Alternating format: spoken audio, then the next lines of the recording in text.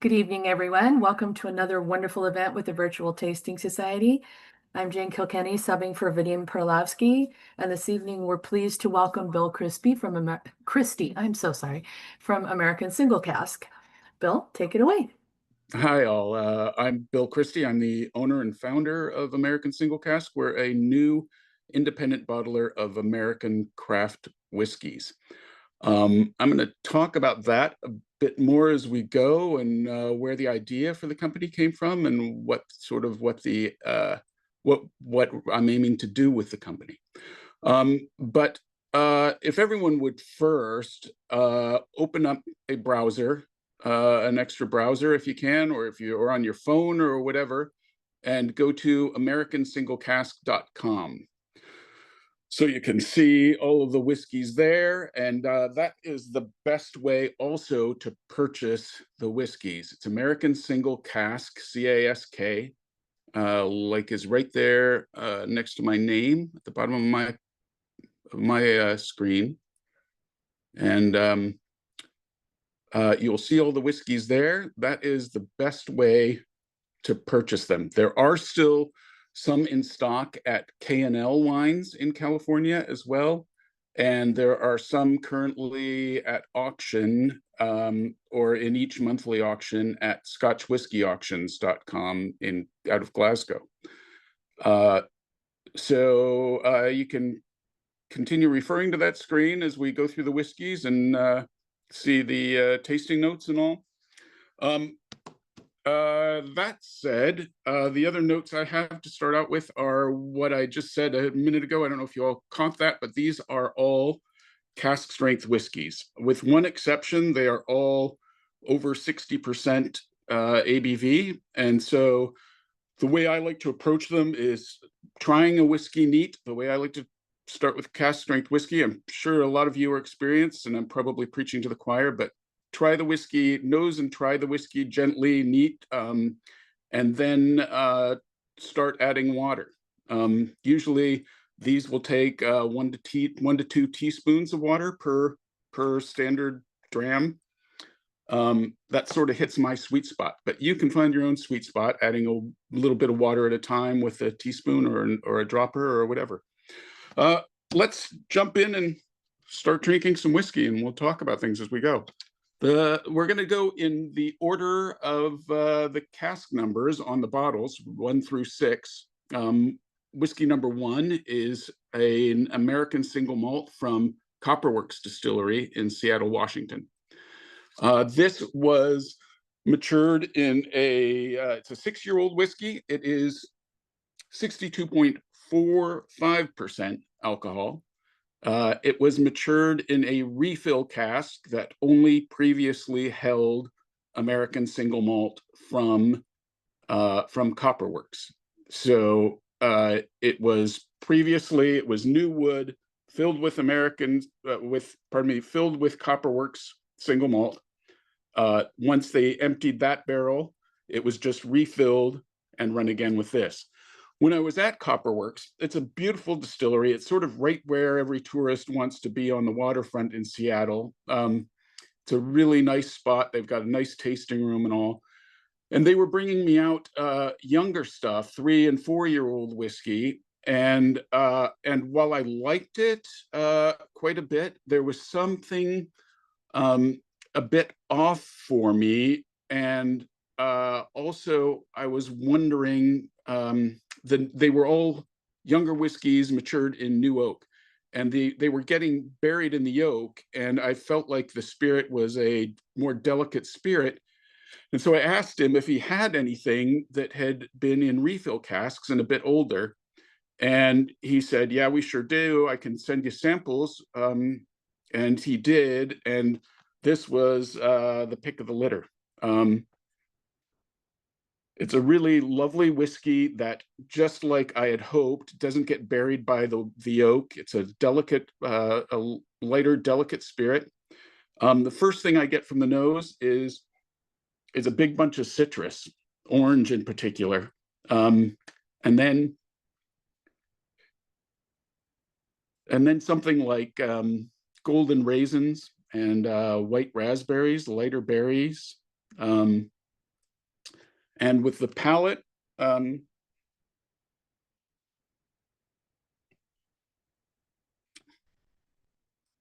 a nice creaminess. It comes in sort of a creme brulee in the palate. And then the finish goes almost, I think I wrote on the back of the bottle, I think it sort of goes towards a sauterne, a dessert wine. It's that sort of sweetness and a bit delicate and just maybe a hint of almond, a touch of amaretto on the finish. What are you all thinking of it? Why don't we? How should we do this? Should we raise hands and unmute, or how's this run best, Jane? Normally we just let people unmute and ask questions All unless right. it's Yeah, disruptive. let's go. I don't imagine it'll get too chaotic. So if anyone has questions about this whiskey or some tasting notes of your own. I was going to say I definitely got that that lovely sauterne note at the end. It really quite lovely. The mouthfeel is really nice. It's lush and creamy, like you said. This is just delicious. Good. I like Copperworks, and I think you scored a really good bottle. Thank you. Yeah, I love this. The other interesting thing about whiskeys in the Northwest, these single malts in the Northwest, like from Copperworks and Westland and Westward, those distilleries, these guys were all these distilleries were all founded by people who were craft beer guys, and so they were coming from a beer perspective, and I think something of that comes through in the whiskeys. There's a bit of an ale note in the whiskey too. That it's as a matter of fact, Copperworks does not do their own mash, and they get the beer trucked in literal tanker trucks from craft breweries that they contract with, and it's a hopless ale. You can't have hops in it and call it whiskey. It's just got to be a whiskey. It just has to have the three basic ingredients: yeast, water, and grain. So it's a hopless ale that comes in, and they just dump it straight out of the tanker truck into the stills and distill away.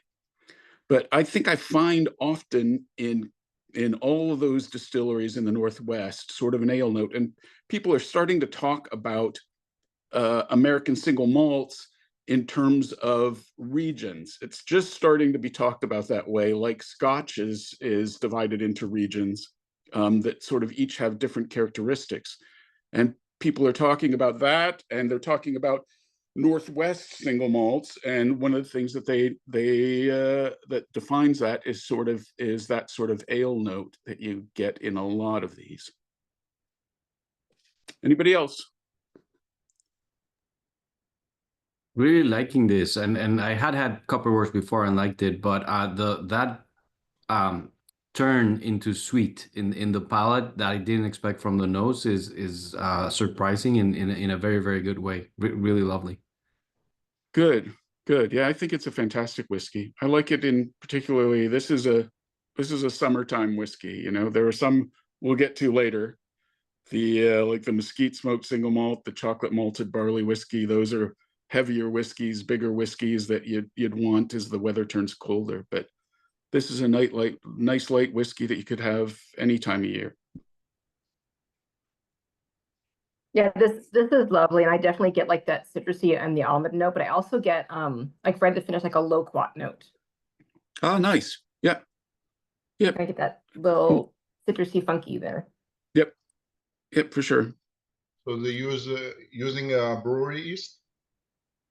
Yes, Copperworks contracts with at least one craft brewery who does all of their brewing for them, all of their mashing and brewing for them, and they just send the ale, they send the beer in tanker trucks to Copperworks, and Copperworks distills to their specifications.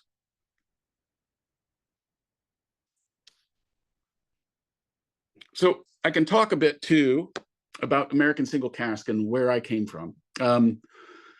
Sort of the light bulb moment for me was came from my love of Scotch, and particularly independent bottlers of Scotch whiskey.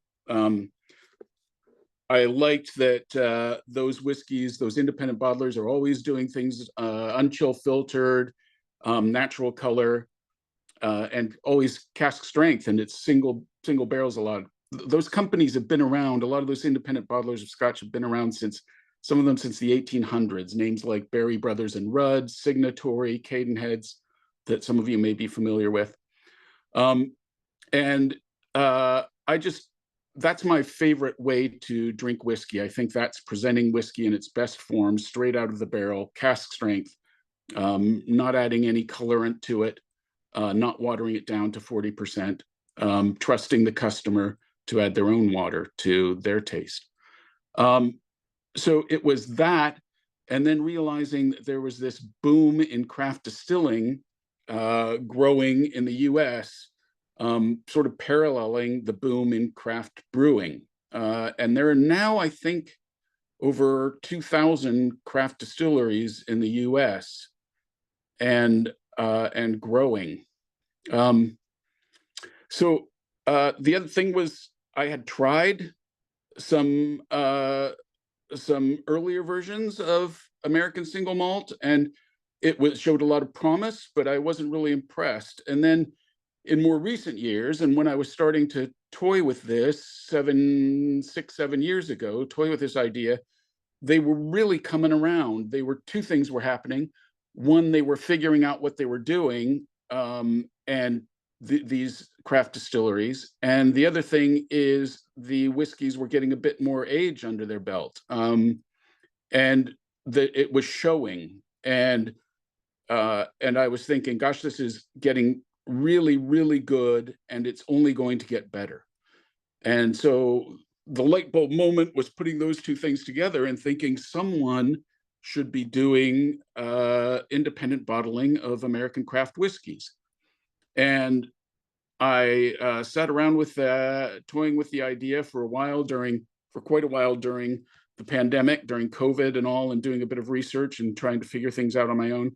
And then I was having a conversation with a friend of mine, a couple conversations, and telling him about my idea while we were drinking whiskey. And he said, sort of off the cuff, well, if you ever need any venture capital. And I sort of was stunned by it and sat with it for a good while. And then a few months later, we had the same conversation, and he said the same exact thing. Well, if you ever need any venture capital, let me know. And so I figured it was finally time to put up or shut up. And so I got my friend funded my idea, and I got busy visiting distilleries. My mode of operation is has been visiting the distilleries, tasting all of their line, all of what they're doing there, the standard stuff. And then I get them to send me samples of the whiskeys that I like best. And they typically send me half a dozen samples, single cask samples, and I can sit down in my living room with paper spread out, and it all gets filled with chicken scratch notes and all sorts of stuff. And at the end, I come up with the cask or the barrel or barrels that I want to buy. So that's sort of the story of this company, and how it's going. We'll talk a bit more about what independent bottling means to me and what it decidedly means for American single cask as we get into the next few whiskeys. But everybody ready for the next one? Ready to move on? Anything else to say about this? The Copperworks? All right. Excellent stuff. That's what I would say. Thank you. Good. A nice Good. whiskey. Good. I'm glad you're liking it. Yeah, it's good stuff. And I think it shows there's something about whiskey at cask strength, straight out of the barrel. All of our, here's the bottle. I got Wanted a big flat bottle so I could put a big label on there to get all of the information I wanted on, because that's the way I was wanting to run things, to trust the consumer with all of that information and let them know. And that's partly, if I'm honest, that's partly reacting to the state of affairs in American whiskey, that a lot of it'll even say such and such distillery on the label, and then I've seen labels, the very bottom of the back label in the very smallest font, it will say distilled in Indiana. So you never know what you're getting. And I've learned a few tricks, like if the label says produced by, it's almost certainly sourced, that they aren't distilling anything. If it says bottled by, produced by, they are sourcing. If it says distilled by, then you know that it's the real deal.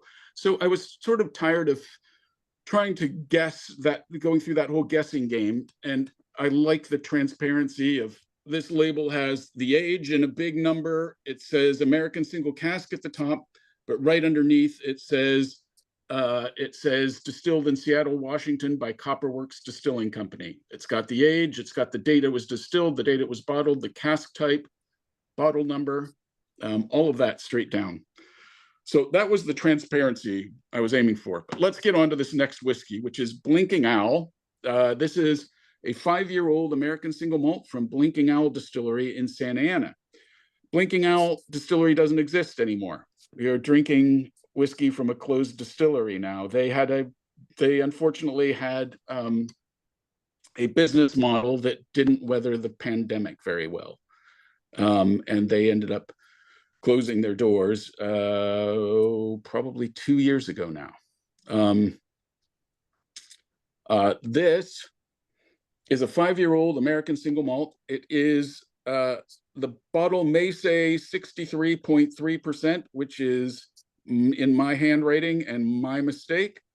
Some of the labels correctly say 66.3%. So this is actually 66.3%. It was from matured, it's like I said, 5 years old. It was matured in a barrel of that was new American oak, toasted, not charred. So almost all American oak barrels, and certainly it's a requirement for bourbons, that the barrel is charred, which I take charred to mean direct application of fire. Toasted just means heat applied. So this is, as you'll notice, if you're putting it to your nose and starting to taste it, this has just an extraordinary amount of wood spice in it. And that's what stood out to me about this barrel. And I'm sure that's from the fact that it is toasted, not charred. Some of you may have had Scotch whiskey from barrels that are STR, even American whiskeys shaved. The STR stands for shaved, toasted, recharred. And it has a similar effect of this, that just a ton of wood spice coming through, which makes this really difficult for people to guess what it is when they're guessing blind. I've had people guess that it was that the cask was sherry, ex-sherry, because a lot of ex-sherry is that European oak, which has a lot of wood spice coming through. People are guessing bourbon because the wood is so strong. The new oak flavors coming through are so strong. But there's a huge chocolate note in this for me. The nose and the first taste is maraschino, like chocolate, dark chocolate covered maraschino cherries. It's just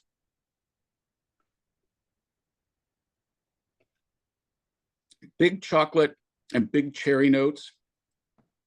And then it goes into, the palate quickly goes into this incense cedar, brown sugar, and a bit of leather for me. When I say leather, whiskey is so personal. I remember, I go right back to being a kid, being the worst little leaguer ever, sitting in right field, chewing on the strings of my baseball mitt. It's that flavor for me. It's really distinct and really, really takes me back to my childhood. And then the finish.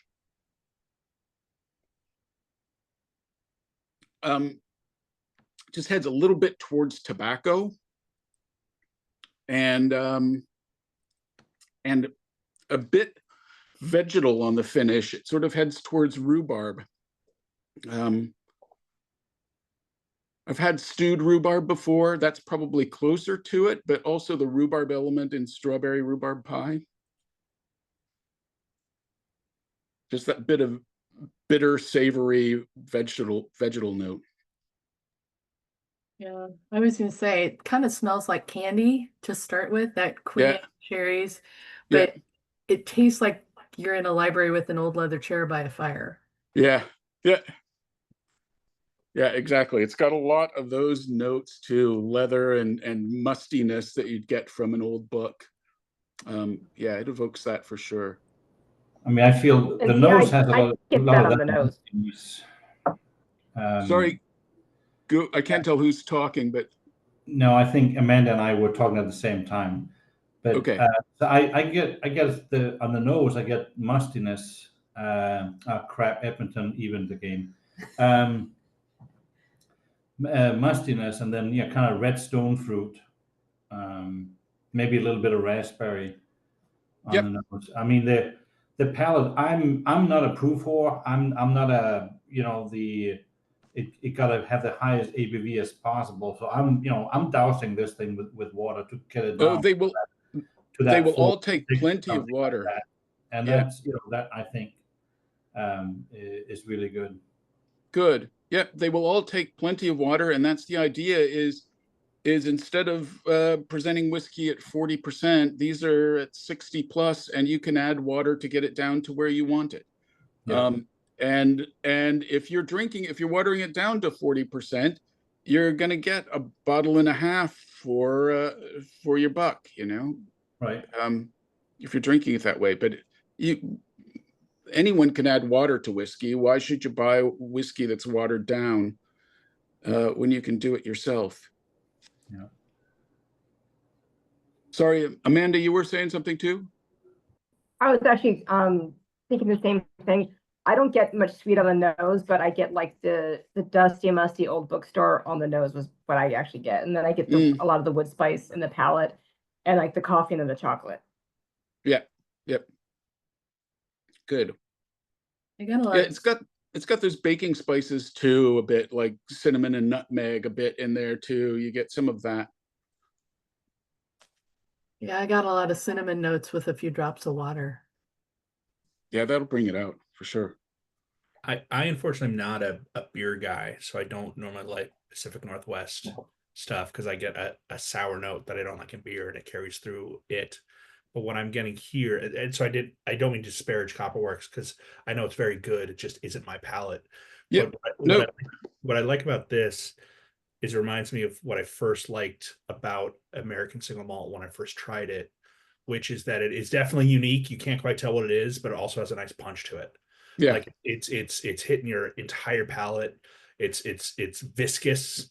And you're like, wow, what is that? And it's just sort of a lot, almost a little overwhelming at first.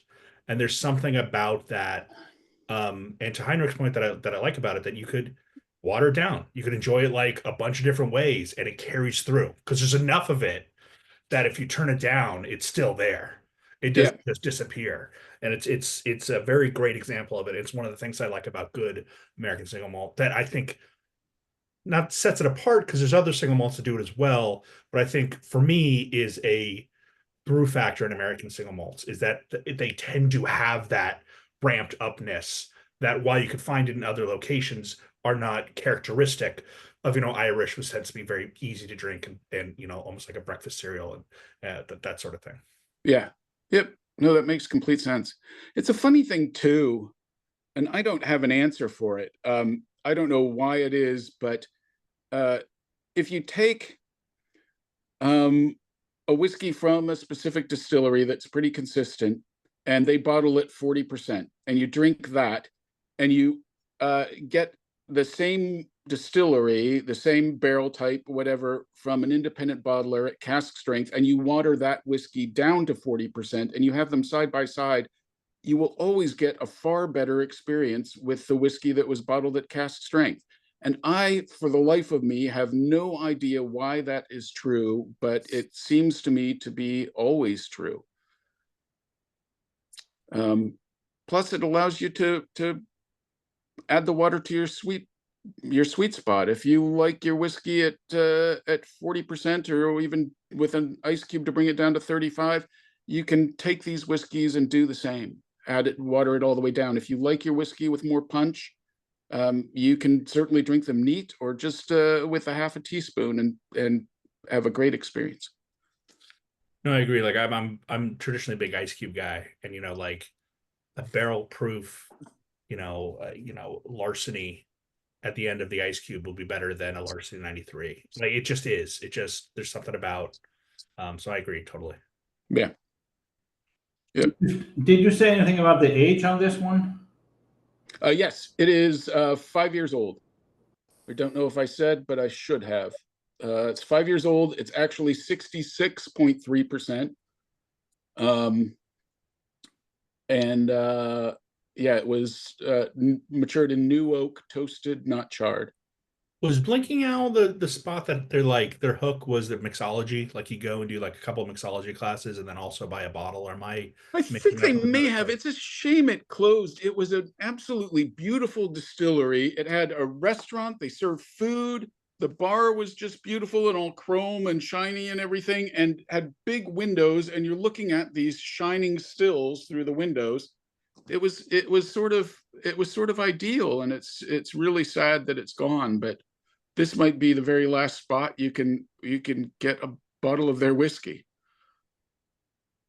I think it's not reopening. I don't think they have any plans to try to get it to reopen. I think they've just folded, and it's a shame. I think the only other time I had it was 4 or 5 years ago, and a buddy of mine was there and bought a bottle, and it was just very young. It was new. So it's nice to have an older version of it, because the promise definitely did come through. That is a shame. That's what these are from. I've got one whiskey, a bourbon that's 4 years old, but the rest of these in this lineup are 6 or 5. And a lot of American craft whiskeys, a lot of craft distilleries are bottling their stuff standard at 3 years old. So you'll get a much better experience with these whiskeys for sure. And it's only going to get better. The secret surprise whiskey at the end of tonight that's going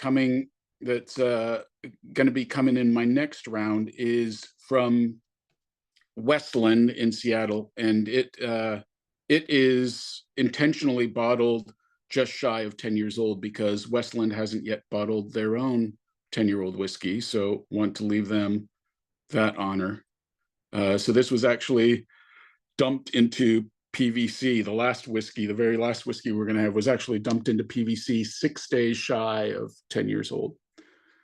And the whiskeys that I have sorted out for my next round are all older than these. They are 7, 8, 9-year-old whiskeys.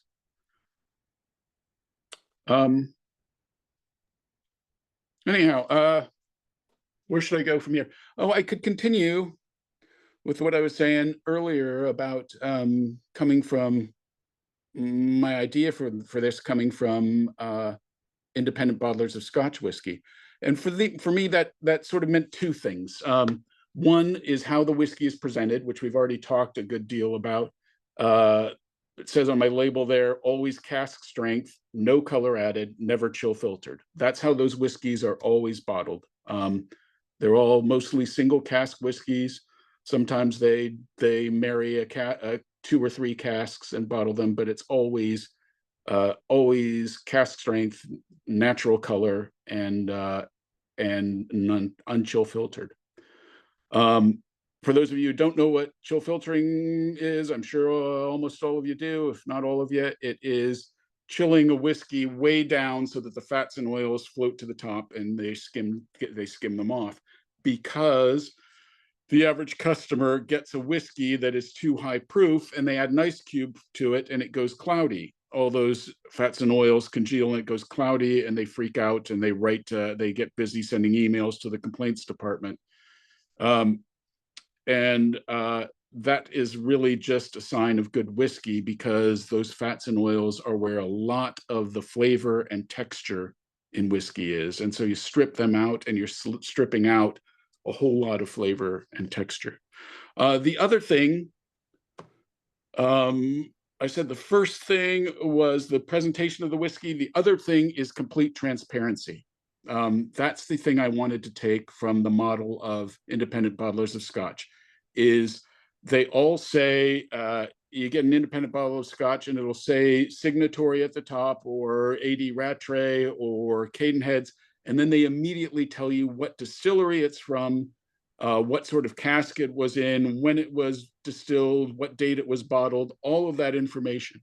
And I love having all of that because it educates me. If I'm just drinking whiskey and evaluating, oh, this one tastes good, how am I going to know, what information am I going to carry the next time I'm shopping for whiskey that will inform me as to whether the next bottle I'm going to buy might be good or not?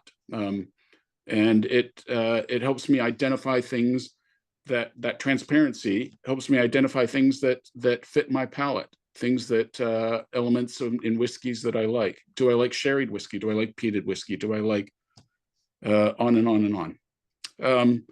So those are 2 bits I took from there. Are we ready to move on? Whiskey number 3, everybody ready to move on to the next one? You want to, those of you who are drinking from one glass want to rinse or pour it into another glass, and we'll get on to the next one. Yeah, I was going to say, I have to compliment your bottles. They're really pretty spectacular in terms of, the square shape is really nice because you can fit them on a shelf really nicely. And just the amount of information, it's so easy to read, and it makes it so much better in some respects when you just know what you're looking at. Cool.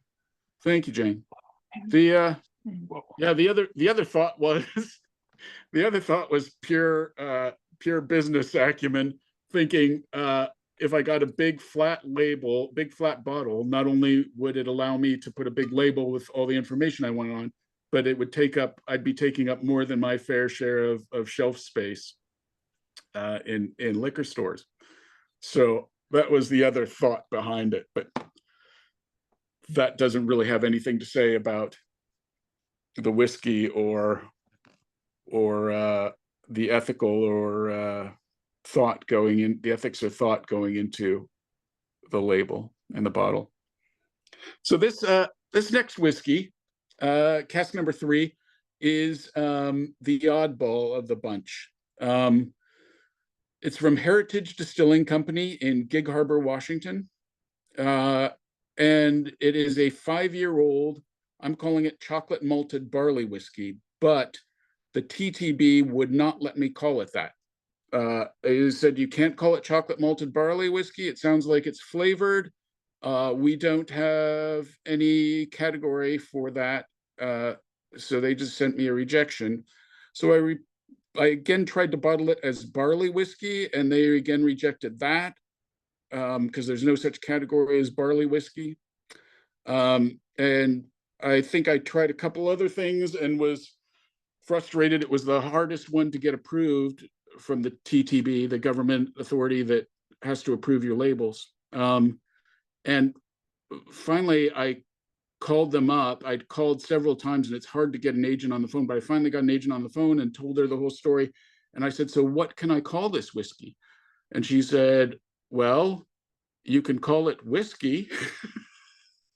and so that's what I ended up doing. The label just has, I'm trying to get it in front of the camera there. The label just says whiskey in big letters, and then has the mash bill to the side of it. It is 10% chocolate malted barley and 90% unmalted barley. Chocolate malted barley is primarily used in brewing dark beers, stouts, and porters. It is very seldom used in whiskey. There are some whiskeys that use a bit of it, but it's usually just a touch. 10% is a lot of chocolate malted barley. And so when I went to Heritage Distilling Company, I initially didn't want to go to Heritage. I had looked at their website. They had made their name mostly bottling flavored vodkas and flavored whiskeys. One of their big hits is called Brown Sugar Bourbon. They eventually had to sell the rights of that away when they ran into some temporary financial trouble. And I didn't see anything on the website that was interesting to me. And my friend Alan, who's the financier of the company, he lives in Tacoma, Washington, and he said, "Oh, come on." I was going up to visit Northwest Distilleries, and he said, "Oh, come on, let's go. It's right across the bridge from me." So I emailed them and set up an appointment. We were greeted in the parking lot by the vice president of the company and ushered into a conference room, and they had 6 carafes of cask strength whiskeys. We had arrived at just the right time. All these whiskeys had come of age for a new upscale line that they were putting out called Stiefels Select.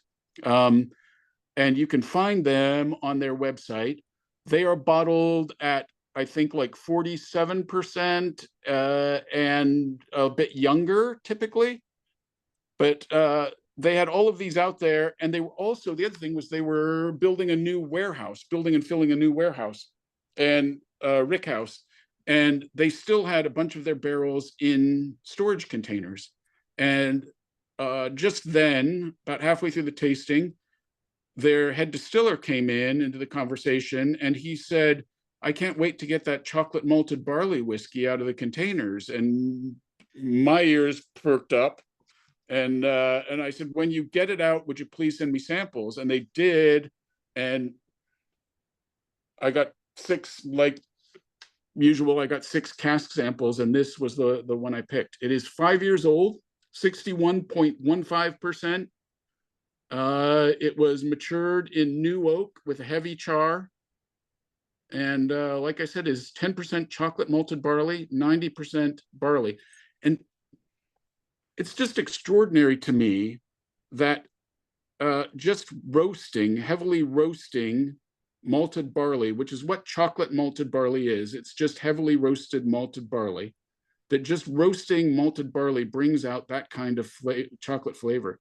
When I was a kid and I would get a chocolate milkshake, my father would get a chocolate malt. And that just meant, I think, they would add like a teaspoon of chocolate malted barley to it and blend it up. And it brought out that sort of intense cocoa chocolatiness to it. So the first time I got a sample of this and tried it at home, it sent me, like we were already talking about childhood stuff, this put me right back to being a kid, going into the basement and stealing a box of Betty Crocker brownie mix from the pantry, taking it up to my room and eating the whole thing with a spoon. It's that intensity of chocolate, and it's also got something sort of cocoa. There's a powderiness to it on the nose. But the nose and the palate initially for me is what's really stunning about it is it's a complex variety of chocolates. It's not just the cocoa, it's baker's chocolate, it's dark chocolate, it's milk chocolate. It sort of goes the whole gamut. Yeah, And then the black truffle and black chocolate. Yeah, there's that too. Chocolate. Yeah. Amazing. Yeah. The thing that I hadn't caught, and I caught because one of the best things that happened to me was I managed to get my samples into the hands of Serge Valentine at whiskeyfund.com. I don't know if you're familiar with him, but he's been around and doing it since 2002 or something. He's reviewed tens of thousands of mostly Scotch whiskeys, but also American and world whiskeys and rums and cognacs and the like too. but he gave my whiskeys exceptionally high scores. I think the lowest was an 87. I got an 89, 3 90s, and a 91. The 100% rye, he gave a 91. And those are incredibly high scores from him, and especially for youngish American whiskeys. I was super pleased to get those scores. So what else from this? You were saying it goes to somewhere else in the finish, and it definitely does. It for me, the mid palate is sort of a peach cobbler and a sandalwood, and then the finish. Why I started talking about Serge Valentine at Whiskey Fun was he had mentioned the herbal quality at the finish, and when I went back to it, it was there. And I think it is when you get a butternut squash pasta or butternut squash ravioli, the chef will, at a nicer restaurant, the chef will put a few dried sage leaf or fried sage leaves on top, and that's the flavor I get.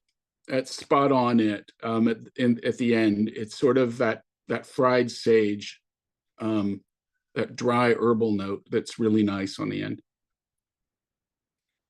Anybody else? What are you thinking of this? This is I'm sure something different than you've ever had before. It certainly was for me. I absolutely love it. Good. I'm Good. a big fan of dark beer stouts. The stouter, the better. I could wear this as a perfume. My version of high praise. That's funny. Thank you. Yeah, this is really interesting. So I used to live in Seattle a few years back, and I visited Heritage, but not the Gig Harbor, Rosslyn, like over the mountains east. And at the time, so they didn't have anything like this. Like, this is the most interesting thing I've had from them ever.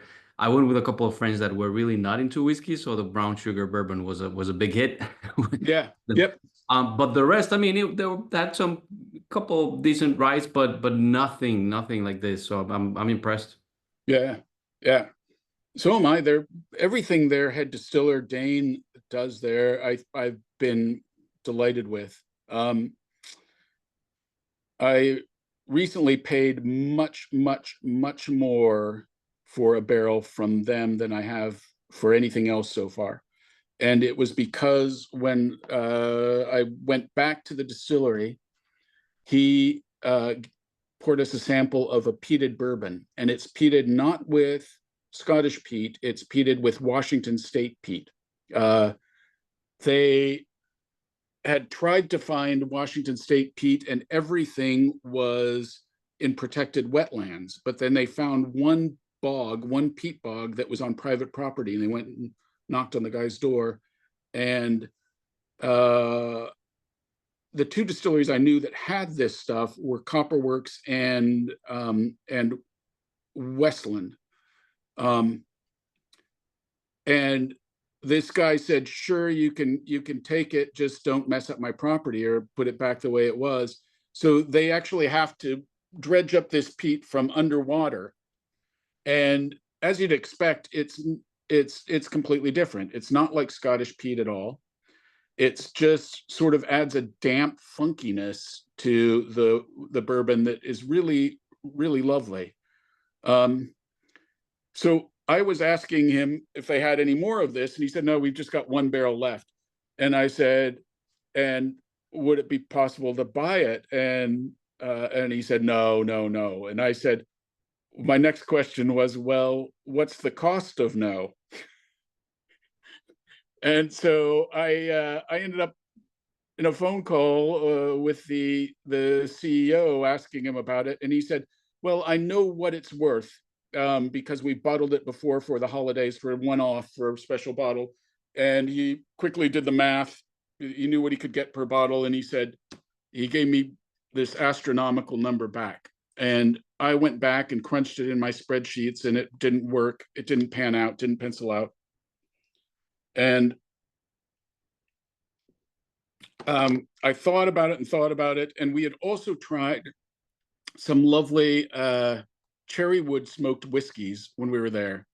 I didn't even know they had them the first time we were there, but then the head distiller brought out cherry wood smoked bourbon, cherry wood smoked rye, cherry wood smoked single malt. So I said, I came back and I did some more figuring, and I went back to the CEO and I said, look, I will give you 2,000 more than you're asking if you will throw in a barrel of cherry wood smoked whiskey of my choice. And he went for it.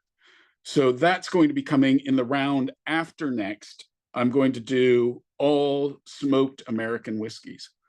And that peated bourbon will be the cornerstone. It's fantastic. It's a really wonderful whiskey. Anybody else have anything to say about this chocolate malted barley whiskey before we move on? No, it's really nice. Any indication whether Del Bac is part of your smoked set? So this round, I bottled my mesquite smoked whiskey. The six cask number 6 is from Santa Fe Spirits. I went to Del Bac. I love Del Bac. I really love Del Bac. The thing that scared me away from Del Bac for this round of bottling, for an initial round of bottling, was a pretty simple thing.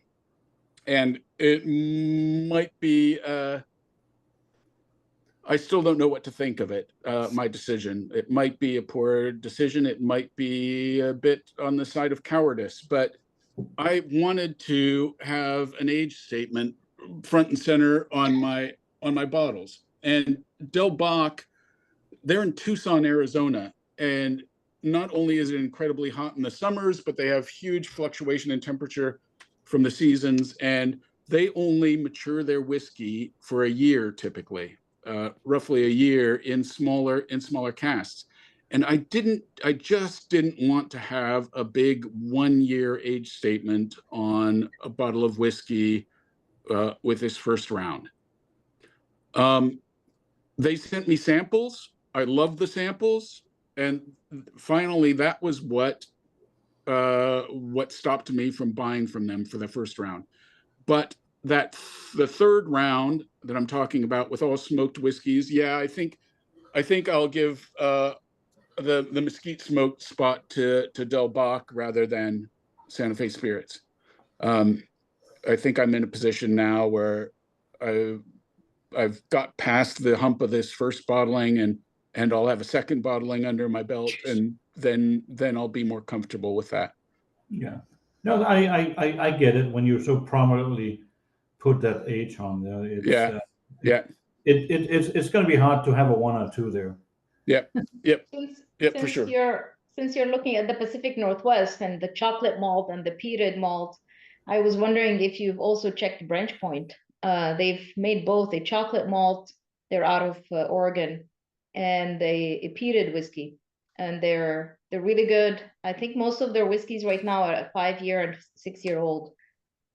Did I hear you right? Bridge Point? B-R-I-D? Branch, like a branch in a tree. Branch Point.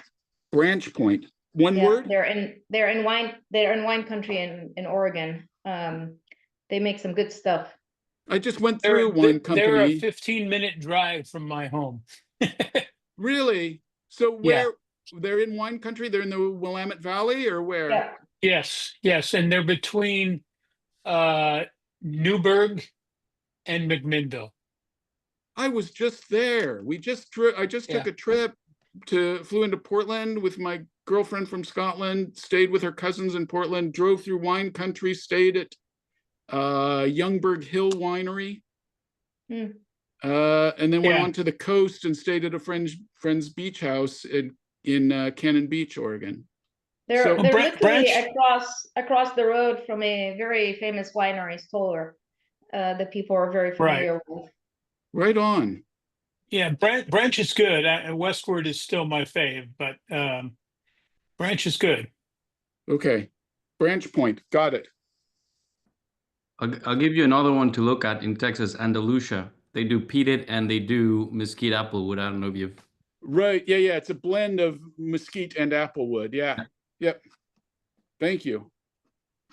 I'm aware of Andalusia, but Branch Point is brand new to me, and I wish I'd known about it before that last trip. Thank you very much. That's awesome. Where are we? Are we on to cask number 4? Yes. All right. This is also from Heritage Distilling Company. It's a 100% rye. It's 6 years old. It was also matured in new oak, heavily charred new oak. It is 63.25%. What else can I tell you about it? 6 years old, 100% rye. 100% ryes are not all that common. It's notoriously difficult to work with 100% rye. It's gummy. The mash gets gummy and sticky, and it's a mess to clean up after. So there isn't a lot of it. I was surprised to see this at Heritage, but that 100% rye we had out of the craft, I was just wowed by. And then they sent me multiple cask samples, and I was wowed by all of them. But this was the best of them. I did buy 2 casks. I have a second cask that will be bottled later. But the thing that really struck me on first nosing and trying this whiskey, I love rye, and I've had a lot of rye, but besides the expected rye spice and mint notes from this, I was stunned by the floral notes on the nose. I think it was the first rye I've ever had that had floral notes. It would, particularly dandelion. Again, from childhood, taking a dandelion flower, not the ones that are in bloom and you blow and they drift in the wind, but the yellow flower, and putting it between your hands and rubbing it and mashing it and smelling it. It's that smell exactly. Sort of yellow flower marigold note on the nose for sure.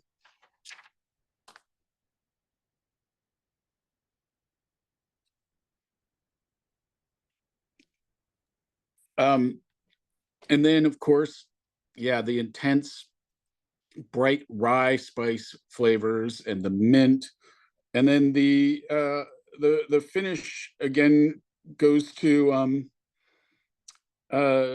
sort of incense, cedar, and tobacco, and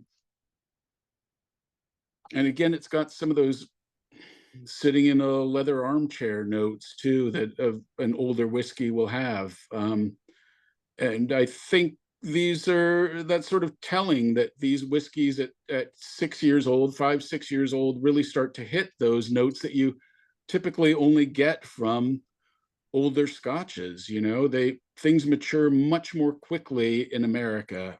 And that's something that should be said about the age statements. At some point, I've been to Scotland a bunch and gone to loads of Scottish distilleries and all. And at some point I was fooling around on Google Earth, and I thought, I wonder where the latitude of the Scottish Highlands hits in North America. And it hits north of Juneau, Alaska. If you follow the latitude across the globe, north of Juneau, Alaska. So that's the climate that they're maturing whiskey in. It's much colder. It is also much more humid.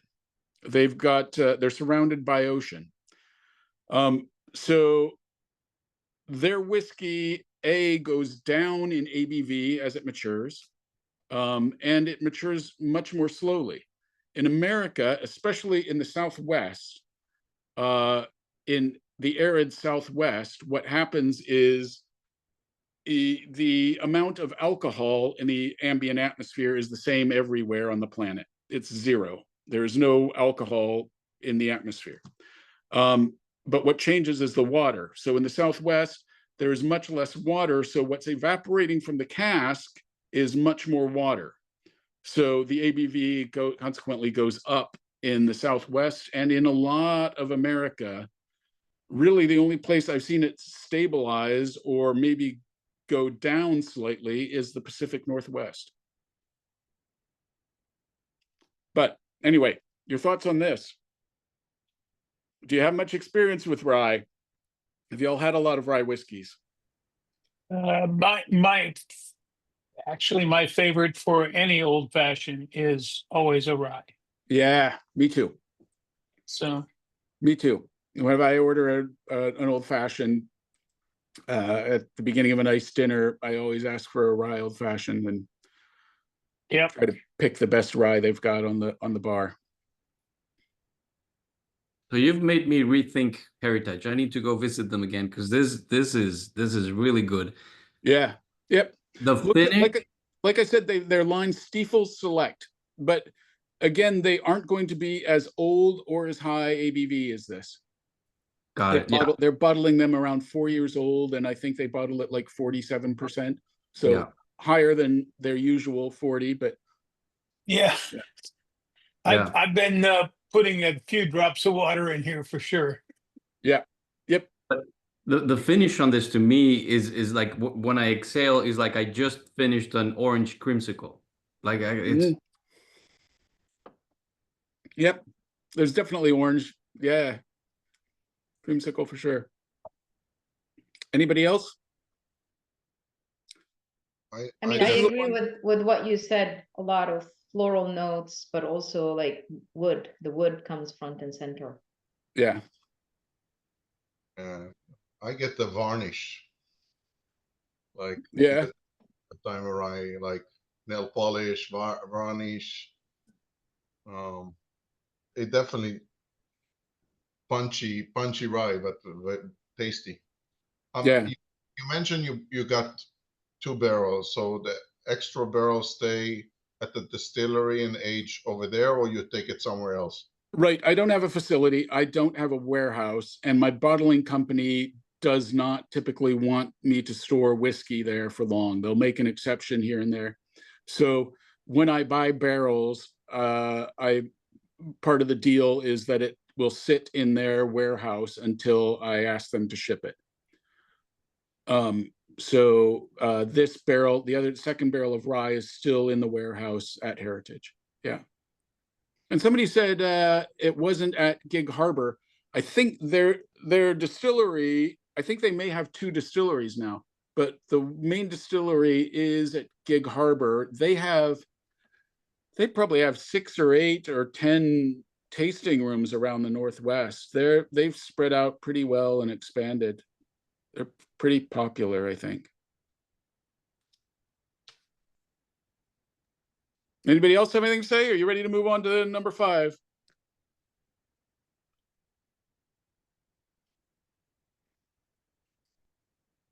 So I have another rye recommendation for you in the Yes. Pacific Northwest.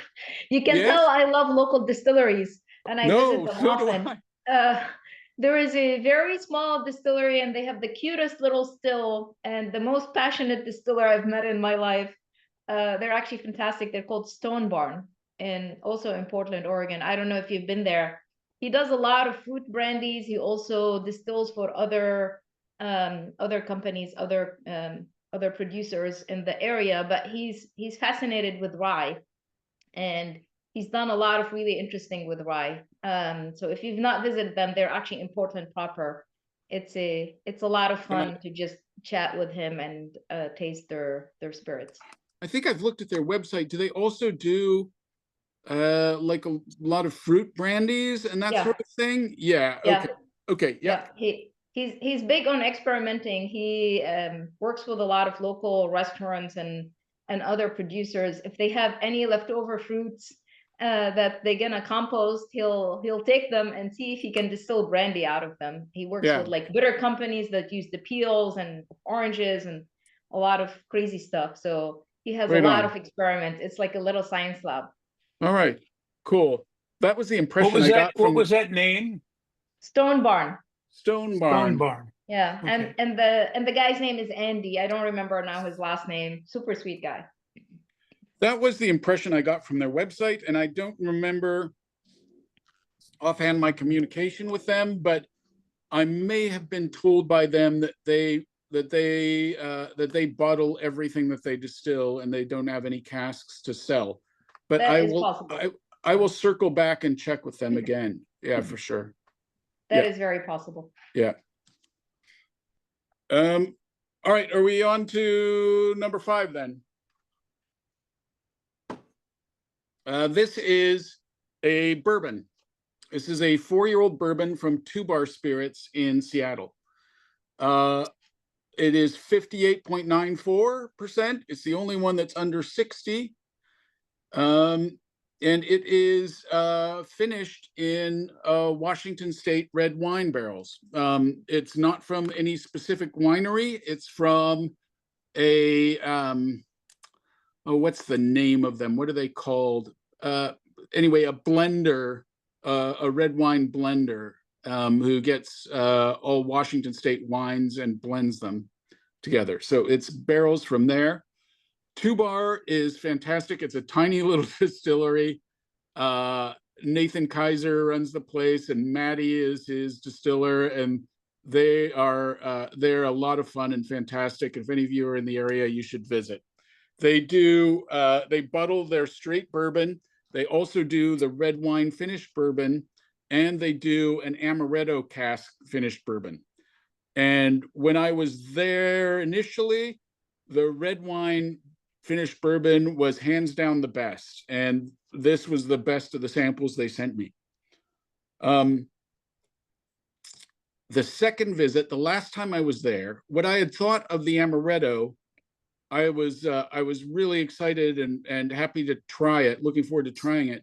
But when I tried it, I felt like it wanted more time in the amaretto cask. It wasn't enough amaretto. I wanted more of the amaretto. And they just coincidentally, not on my recommendation or anything, but they just coincidentally ended up doing that. They've finished the amaretto longer in the amaretto casks, and now it is, holy cow, is that good. So that's going to get bottled somewhere down the road. But this is also fantastic bourbon. The other thing I could tell you about 2 Bar is their bourbon is completely unique. This does not have any rye in the mash bill, for one. It is 60% corn, 6% wheat, and 34% malted barley. It's the thing that I think he gave me all the different malted barleys that go into it, but the exact percentage of them, he said, is proprietary. So I do know that one of the malted barleys in here is they've got a little bit of chocolate malted barley. So you may get some of the notes from that chocolate malted barley whiskey. But primarily for this, it is gosh, I get a huge strawberry note and sort of a strawberry strudel note. This baked strawberry in the palate is really big for me. Fresh baked strawberry pie, strawberry strudel, and Strawberry shortcake for me, yeah, because that's my thing. I love shortcakes. yeah, good. That works for sure too. There's something a little bit meaty too, like as in a mead about it, like a spiced strawberry mead. And then the finish for me goes to like gingerbread and a cedar campfire. My first sip was an utter surprise. I put it in the chat because I couldn't believe it. It's like taking a bite of a buttered marshmallow. But it does.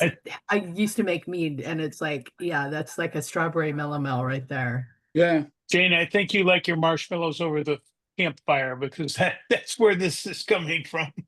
yeah. Yeah, it's people talk about wheated bourbons, that bourbons with a bigger wheat content in the mash bill, and this, I guess you could call a malted bourbon. I don't think I've ever had a bourbon that had 34%, that had that much malted barley in the mash bill, which I think pushes it more towards towards complexity, the complexity of American single malt or Scotch, then in a way edges it away from a bourbon profile. I would have been hard pressed to say it was bourbon without you telling me, just because of that complexity.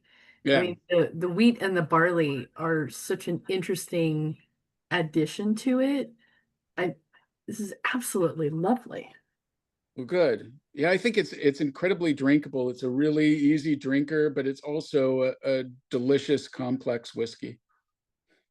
Thanks for a cigar. Yeah, good. Yeah, I hear you.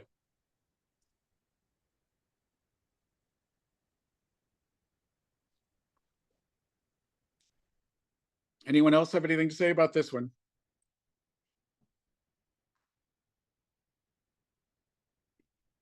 Again, as we go, folks, you've got, I hope you've still got a browser open to American Single Malt or AmericanSingleCask.com. And you can buy any of these as we're drinking through them, any of them that are striking you as your favorite, or multiple favorites. You can buy them straight off the website there. You have distribution in most of the country? Or are you kind of limited on who carries your products? I've got distribution in California, but I am partnered with a company called Liquid Rails. I was with Speakeasy and had a poor experience with them, but the company I'm with now is Liquid Rails, and they are a company that is able to take and fulfill orders from my website. They've got all their I's dotted and T's crossed for the legality and the 3-tier system and all of that. And they are able to ship to something like 42 states. Okay, that's good, because we have some members that have trouble getting stuff shipped in. So I always want to ask and find out, if they can't get it locally, where they can find it. So. I think I think the most significant of the states they can't ship to is Illinois, but every other state, I mean, it's like the other states they can't ship to are like some of the Dakotas and other smaller states that I don't think anyone here is representing. So you should be able to, all of you should be able to place an order via American Single Cask and buy what you would like tonight. Are you ready to move to the number 6? Everybody good? Anybody have anything else to say about the bourbon? Yeah, what's the coupon code? I should have something set up like that for tastings, I should have a 10% off or something. And I just haven't gotten that figured out just yet. A little bit for a big discount. I should have something, at least like a 10% off set up. I already got a couple in my cart. I'm like, which one to get? I got about a 5-year-old since they're closed, right? You might not ever see that one again. I think the shipping comes down the more bottles you've got, but I'm not sure.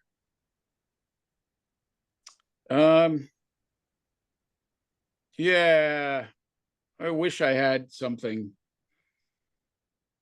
It's all good. We like our bourbon and whiskey here, so. All right, good. Good. And I'm a new company and I'm not that set up just yet, when I'm turning more profit and things are turning along, those things will happen. And I probably should have something set up like that now, but I just don't just yet.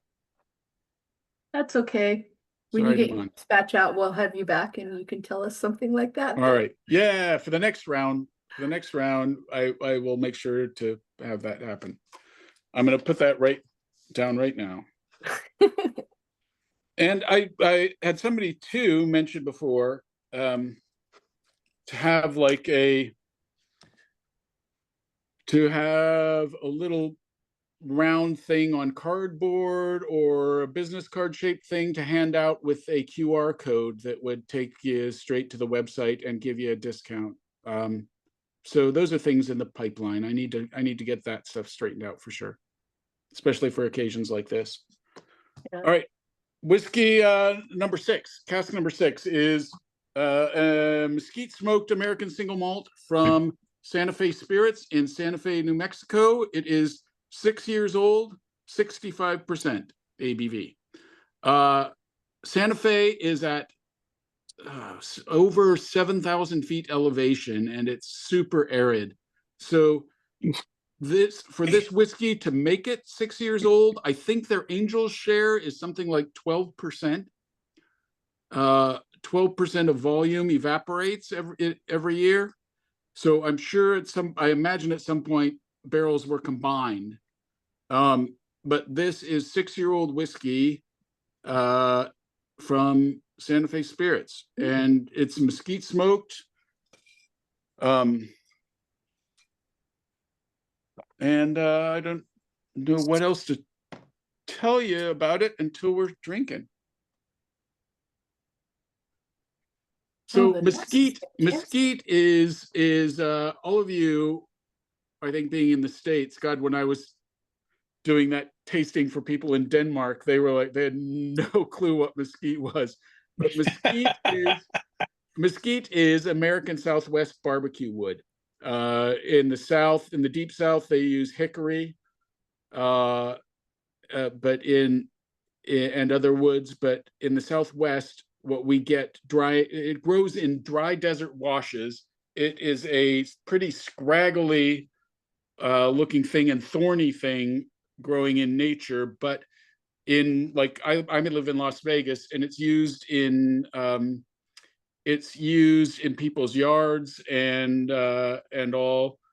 It can be trained up to grow into a tree, a nice shade tree, and it's super heat tolerant and drought tolerant. But I have also spent a lot of days hiking and camping in the remote desert in Nevada and northern Arizona. And I've spent a lot of evenings sitting drinking around mesquite campfires, because that's the only real wood growing in low desert. There's a few other things you might be able to find, but mesquite is the primary one, and you have to get into the lower desert washes, the dry desert washes, to find the mesquite. So this puts me right back there, and I'm sure it rings bells for a lot of you from mesquite smoked or mesquite barbecue. That's the main thing rolling off the nose here, is just big, big, big mesquite smoke.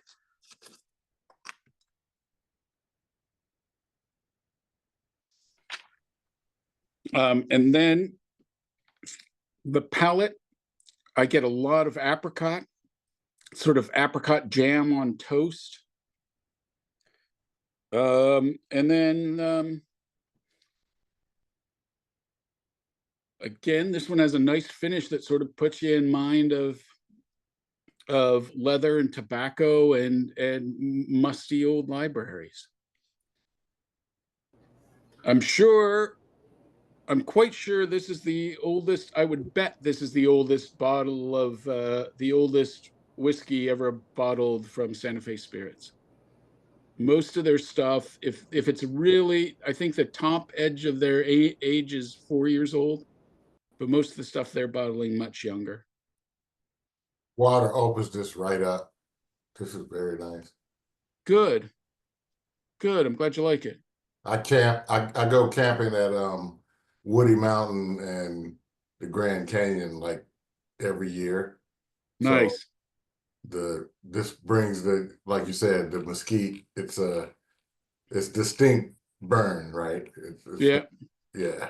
It's a different kind of smoke than any other smoke. It's a different, and the barbecue from mesquite is a different kind of barbecue, for sure. It's a different kind of burn on your palate too. It's 65%, folks. You want to add water to all of these, and they will suck up water. Like, don't be shy. You don't want to drown a whiskey. You'll know when you drown a whiskey, but these take a lot of water to drown. You can almost add as much water as there is whiskey and still be all right. Yeah, it opened it. It made it very smooth. Yeah. I am putting it in there, that's for sure. Good. Yep. I got some really interesting port undertones Mm, towards mid palate towards the finish. yeah. And that yeah. funkiness from the mesquite kind of morphs off, like you said, into that leather, but it's like that umami, like a mushroom kind of, Yeah. that little something at the back end. This is amazing. I was going to feed off of that, Jane. Port, but also a little bit of a stout beer. Yeah, a little bit. Yeah, that's there too. That the umami and the port that she's talking about, I think that you only get that in much older, like this 6 years old mesquite smoked single malts. Like I don't get those things from anything. I love the bottles that I've bought from Santa Fe Spirits, but I don't get any of that from those. I think that's what happens to mesquite smoked single malts when they're aged significantly. This makes me want to add some smoke to my Stag Junior. There you go. Yeah. Yeah.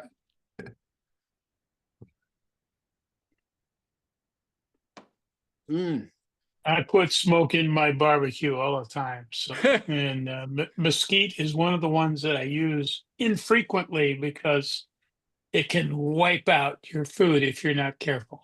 Yeah. Yep. Yeah. You need some strong meat with mesquite. You can't use mesquite and smoke a chicken. Yeah.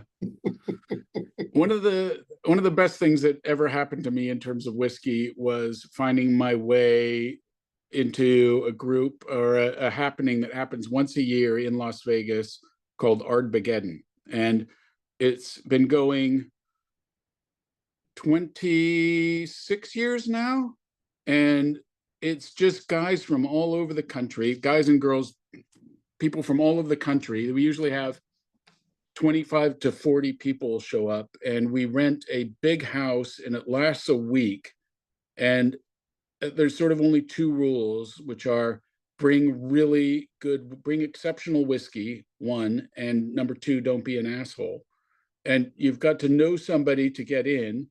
And there's this huge dining room table in this house that is just covered with like 300 of bottles of whiskey to die for, and everyone just hangs out, and it's great people and great company and fantastic whiskey. It's just a whole lot of fun. I don't know how I got on that from what the last person was saying. Well, because we were talking about food. Oh yes. Oh yeah. So every year Wednesday, we take turns sort of cooking, and maybe one night or two we go out to eat. But on Wednesday every year, it's sort of become a tradition that I and my friend Richard are responsible for dinner, and we barbecue salmon over mesquite with rosemary from my backyard and maple syrup and lemon and pepper, and that's it. And it always comes off fantastic, and we get a ton of compliments, and it's just right. Yeah, the mesquite and the salmon barbecue is just really, really good. What time's dinner? What time's dinner? Yeah, I know. Yeah, sounds amazing. Yeah, really good. Well, anybody else have anything to say about this? Sorry, Jane, you were saying? No, that's okay. All right. Anybody else have anything to say about this one?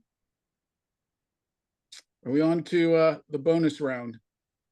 So before we get to the bonus round, we have a tradition. Yes. Before the last pour, everybody come back on camera, raise your glass. Bill, thank you so much for joining us this evening. This has been absolutely wonderful.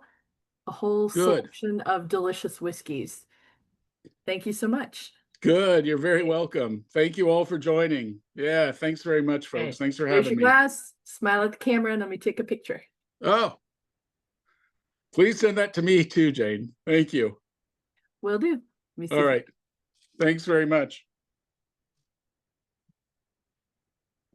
I just got this iPad Pro. This is the first time I've used it for Zoom before, but this is the first time I've used it for a tasting. So I don't know how to do a screen capture on this. So please do send me that, Jane. Sure. Appreciate it. All right. So it's a little funky. Do you guys want to do it again? A couple of people were looking down. oh yeah, sure. Everybody look forward and raise Okay. your glass. Let's try it one more time. Same Everybody time. look at the camera. Everybody look up, raise your glass.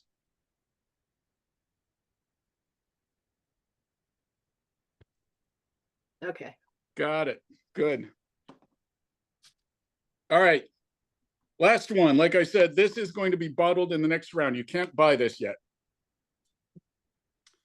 This is Westland, which is 9 years old. It is 6 days shy of 10 years old. It is, boy, I can't tell you what the ABV is even. I'd have to go, I can, if you really want to know, I can go look. I can't even remember if it's in the 50s or the 60s. It says 51.5. Oh, good. I did I send that took it to you off your then. bottle, so. Awesome, good. Awesome, good. So, first round, one of the funny things that has happened, I when I was first starting this company, I was sending out emails to a bunch of distilleries, telling them what I was up to and asking if they had any casks for sale. And I was sent away by Westland. But the second round, after I had things bottled, I emailed them again and said, look, I've bottled my first 6 whiskeys. Things are going well. Sales are going fine. Getting great reviews. Would you be interested now? And they were like, oh, sure. So once they knew that I was a going concern, that American Single Cask was a going concern, I went the next trip to the Northwest, went there, and they rolled out the red carpet for Alan and I, my friend Alan and I. And they had a whole bunch of whiskeys for us to try, and they had several first fill sherry whiskeys that were the same age as this, 9 years old, and they had several that were refill sherry. And again, like I talked, this goes back to what we were talking about with the very first whiskey with Copperworks. These Northwest whiskeys are pretty delicate. These American single malts in the Northwest are pretty delicate. They've got a lot of nice notes, but you don't want them buried with the wood. And it's nice that that's another thing that's happened with American single malt is they've gotten away from maturing everything in new American oak. So this is refill sherry hogshead. It was actually, it's a finish, but it is more like a second maturation. I think it's been in, I'd have to look at my notes, but I think it has been in the sherry hogshead 4 of its 10 years. So it's been in a long time. And I think it's just extraordinary. It was when we were sitting there drinking those, the first fill sherry ones were fantastic, and these refill sherries were even a next level awesome. So it on the nose, it's different than sherried Scotch, different than what I would expect from sherried Scotch. The main thing is I get a real strong note from the nose of red roses, of rose water. And then there's sort of a nice brown butter note too. Again, cherry cordials.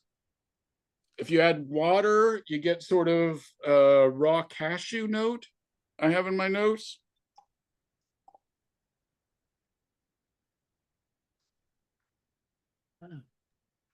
And then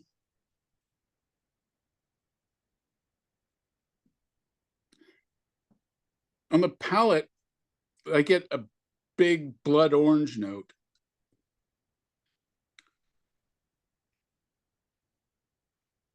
And then with water on the palate, what really sold me on this barrel is a milk chocolate note creeping in. That's just makes it really luscious.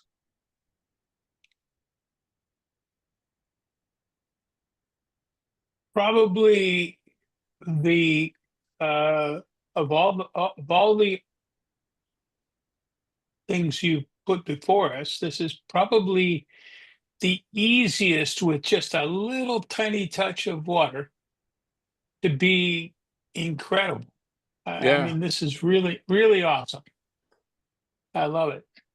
Good. Yeah, I'm with Jim on this one, and I'm, as I put in the chat here, can we pre-order this and get free shipping? Oh God. Whew, let me put a note to self, but Because I mean this I mean, yeah, I almost think this is a completely different category than the first six. Yeah, this is incredibly good. I mean, beautiful. Yeah. Very I mean, beautiful. there's some of the other ones I think were good too. Don't get me wrong, but this I think is on a different level. Yeah, in me. addition to the notes you mentioned, Bill, I get a lot of walnuts yeah, and lightly roasted coffee beans.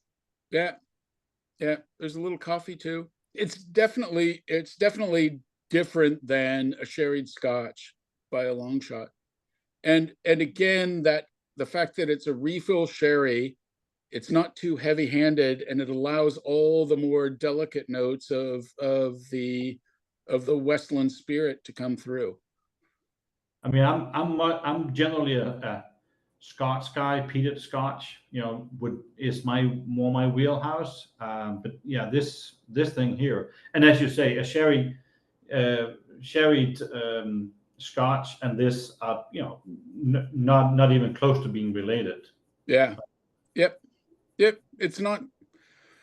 I mean, people. I've had tastings where I have to emphatically make that point that people are talking about comparing American single malt to single malt Scotch, and they are not the same. This is a different whiskey. It's completely different whiskey. They're definitely not. It's a different climate. It matures much more quickly, and it doesn't mean. I think what's remarkable is most American craft distilleries have only been open since like 2010, and a lot of these whiskeys, given a bit of age, more age than you will find from their standard bottlings. What is this? Favorite of the night? Oh, cool. That's just for that. No, I like that. That's awesome. just for us to kick our that's 2 cents in there. That's fantastic. We always like to do that. Most of these whiskeys, they're not. You can't compare them level to level, but I think these whiskeys are comparable to middle-aged Scotch. I think on the level, if you were scoring them, I think I would score them the same as good quality independent bottlings of Scotch that are 15 to 21, 22 years old. And things are only going to get better, I think. And the other thing that's nice about American craft whiskey is these guys they're new, and they're chomping at the bit, and they're experimenting, and they're doing things that haven't been done in whiskey before, like this chocolate malted barley whiskey, like smoking a single malt with the stuff that's growing around you. Like bottling, like maturing in your local red wine barrels. That's what I love. That's what the first thing that turned me on to Scotch was I'd been drinking bourbon and Irish whiskey backpacking. We were going out in the desert and we were car camping, and we would take beer, and then we wanted to get further out in the desert, and you can't backpack beer into the desert. It's just not practical. So we would fill up a Nalgene with whiskey. And it was about that point that in the span of about a week or two, I saw two Discovery Channel type programs about the world of whiskey. And they were talking about what makes American whiskey, what makes bourbon, what makes Canadian whiskey, what makes Irish whiskey. And then they got to Scotland, and they were talking about all the regions of Scotland. And then they talked about this little island off the west coast, Islay, that is its own region. And they said that what makes it different from most of the regions, and this is, as we now know, not entirely true, and not entirely true just of Islay, but they said that they dry the malted barley over peat fires, and the peat smoked flavor gets into the whiskey and stays. And the hairs on the back of my neck stood up, and I went out and bought a bottle of Lafroig 10-year-old, and I never looked back. And that is what I think whiskey is at its best. It's a sense of place distilled. And all of a sudden, we have some fantastic whiskeys, some fantastic distilleries in the US who are distilling America, who are distilling where we live, and specifically the regions where we live. I have to answer this poll to get it off my screen so I can see what went down best for me tonight. The rye. There you go. All right. Now I'm clear. Now I can see y'all. That's, in the end, that's what I think, and that's what I'm wanting to do here, and that's what's happening in American craft whiskey. Is whiskey at its best is a sense of place distilled, and whiskey in its best, presented in its best form, is cask strength, unchill filtered, natural color. Like, you can't get better than that. And they are distilling America, they're distilling where you and I live. And it's the same feeling I get when I first heard those words on those Discovery Channel programs, that they were smoking the whiskey with the ground underneath their feet. I was like, whoa, that's flipping awesome. And that's what I'm passionate about. And like I said, that's what I think whiskey at its best is, and that's what I'm wanting to bottle. Anyway, I hope you feel the same. I hope you all enjoyed what you had tonight, and your eyes were opened a bit to what American whiskey, American craft whiskey can be. And if you've still got your screens open to, or a browser open to americansinglecask.com, please buy yourself a bottle or two, and make this project, help make this project a success, and we'll carry on, and there are even better things to come. Hopefully that will happen for you. These were just absolutely fantastic whiskeys. Thank you so much for joining us. Would you like to take a guess at to what the favorite of the evening was? Oh, goodness. I'll say the one that went, gosh, I don't know. Now all of a sudden, were we able to vote on number 7? Yes. Oh, well, probably that, because that's going down really well now. And you would be correct. All right. Yeah. By one vote, it overstepped the Heritage Chocolate Malt. Oh, wow. Really? That's awesome. Yeah. Good. Can Somebody in the comments said it was kind of unfair to have put it up against everything else at the last second. but- Yep. Right. And it's unfair too for me to give you that in this tasting. Oh, there we go. Oh, nice. Yeah, I don't get to vote as the host, but I probably would have gone for either the Westland or the Heritage Chocolate Cool. Malt. So Thank you very much. yeah. That's awesome. All right. Well, thank you all.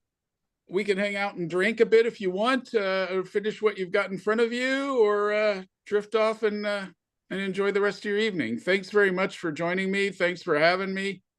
I really appreciate it, folks. Thanks a lot. Absolutely a pleasure. I'm sure we'd love to have you come back again when you've got another batch of wonderful stuff for us to try. I will go ahead and end the recording now. Thank you so much, everyone, for joining us again. And I'm not going to kick anybody out, but you're all welcome to hang out and chat after I hit the stop button. Cool. Thank you. Jane, Thank Jane, you. where can I get the recording? It's on the Virtual Tasting Society has a YouTube channel. Okay, great. Awesome. It's the